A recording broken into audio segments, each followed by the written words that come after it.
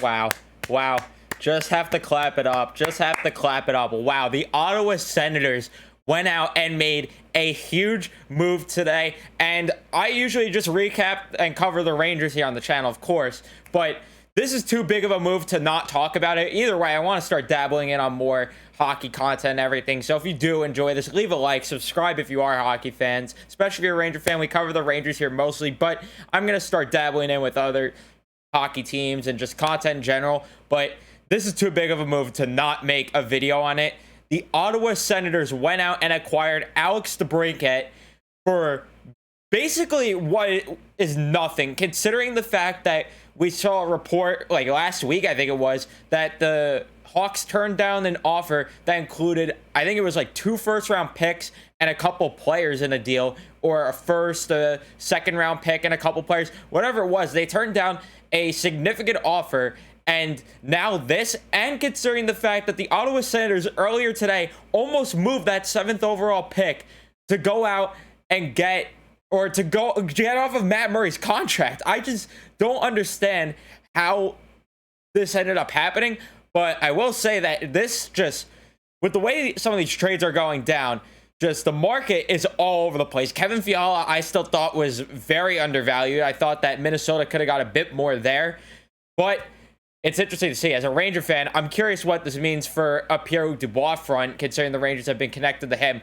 But in terms of the trade, let's talk about it. I still never said what the return is. Ottawa Senators get Alex Debrincat, who is only 24 years old.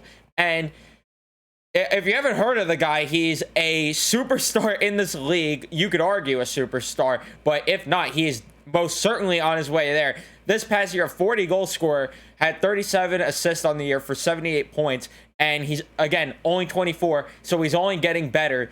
The Ottawa Senators gave up the 7th overall pick, 39th for this year, and then a 2024 third-round pick. For Chicago, how do you not even get a draft pick for next year? Next year is highly regarded as one of the best draft classes since God only knows when. I think 2015, I was saying.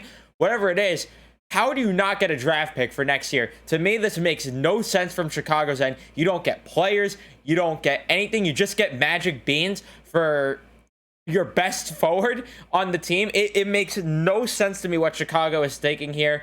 But you better hit on these draft picks, because if you don't hit on these draft picks, this is going to be a bad look for Chicago, who already has a bad look. Forget the entire situation with Kyle Beach. That, of course, is a huge problem. But forget that for a second. In terms of just the hockey front, you already have a bad look with Seth Jones, where you go out, give all these assets for him, give up Adam Boquist, give up your draft pick for this year that ended up being a lottery pick. You give up all of that, and his contract hasn't even kicked in, and now you're looking to trade him. You're looking to trade Kane. This franchise has just looked absolutely embarrassing over the past year or two, and this is just not going to be a good look at all if if Chicago rather misses on these picks. So Chicago, you have to hit on these picks, because if you go out there and whoever you draft 7th ends up being a bust, and then 39th and that 3rd round pick, you don't go out there and hit on either of those picks, this is going to be awful. And I cannot even believe it. But now let's talk about Ottawa, because Pierre Dorion, you want to come out here, because holy shit, to get Alex Debrincat for just this, really? Just got to clap it up. I think that Ottawa is going to be sneaky, and this is going to be a huge offseason. Claude Giroux, does he return home to Ottawa? Who knows? This could be a huge thing for Ottawa, but to pair Alex Debrincat, to potentially put him on a line with Tkachuk, or put him on a line with Batherson, Norris, whatever combo you do, the young talent there is just unreal, and Ottawa is building something that is going to be good for a long time. And if you add a guy like Claude Giroux to that, this team could be very sneaky next year. And I like what Ottawa has going on now that you add a Alex Debrincat in the mix. You didn't even have to touch any prospects at all in the system. You still have Sanderson. Like, how do they do this? I don't know, but my question is, where was New Jersey in all this? You have the 2nd overall pick, which obviously has way more value considering the drop off after the top 2, or not the top 2, the top 3, top 5 draft picks in this year. There's a pretty significant drop off there. How? How do you not go out there, New Jersey, and get this deal done? How do you not willingly give up the second overall pick, your second round pick, and a third round pick? How do you not do this to get? Could you imagine Debrincat with Jack Hughes or Debrincat with Nico Hischier if they did that? How? How do you not do that? Where was New Jersey? I don't know. But as a Ranger fan, thank you. Thank you, New Jersey. Thank you, Islanders. Thank you, Philadelphia. Thank you for not doing this. Thank you. I really appreciate that. But Ottawa, oh man, they are going to be scary. And I honestly think, given the current roster constructions within the division, obviously it's going to change. We still have the whole offseason to go through. But given the way things are shaped up right now, I think Ottawa is going to dethrone Boston next year. I really do.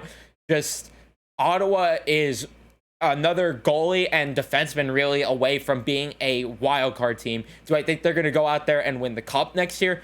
No, of course not. They could. I mean, look at my Rangers for this past year. Nobody thought they were going to make the conference finals. What do? Make it. You never know. There's surprises in this league, but I do think that they could, at the very least, get in the playoffs next year if they add a goalie. And even then, Anton Forsberg is great. You add another goalie with him. You offload Murray there. And then you add a blue line piece to go along with Sanderson, to go along with Shabbat there, to go along with what you already have.